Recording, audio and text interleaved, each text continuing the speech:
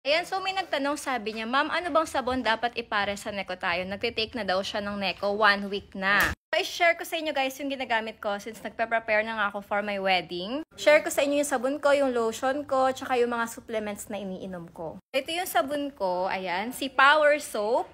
48 pesos lang to napakamura, wag kayong ano dyan. Yan yung ginagamit ko everyday kasi malakas talaga siyang makapagpapil and makapag-exfoliate. Medyo nakaka-dry siya pero guys, worth it naman lalo na may mga dark spots ako, galos from my fur babies, tapos may mga peklat na gusto kong mag-lighten, yan yung ginagamit ko. 48 pesos lang yan. Tapos sinasabayan ko yan ng lotion, ito siya. Ito yung lotion ko, si Her Skin Milk Body Lotion. May double brightening din siya may niacinamide din siya. So, ito yung mga ingredients niya. Mura lang to, I think nasa 180 plus pesos. Siyempre, Neko tayo, twice a day, umiinom ako ng Neko.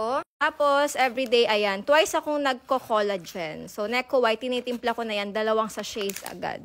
Nga pala, naka-buy 1 bottle tayo plus get free 1 pouch tayo. So, this 88 mag-checkout na kayo. Available pa rin yan. Sana naka-help. Yun yung routine ko for 2 years na. Ganun ko lang minamaintain yung skin ko, yung face ko. Pinakalimutan ko tong si Neko C. Ayan, kinokombo ko si Neko tayo. Neko tayo plus Neko C. Sa gabi, umiinom ako